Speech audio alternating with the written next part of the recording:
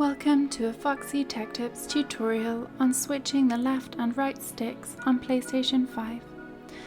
If you find this video helpful, please consider subscribing to my channel and liking the video. Doing this will make the right stick become the left stick and vice versa.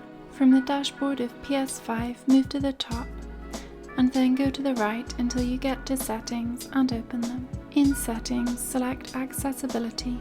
In Accessibility, select Controllers from the left.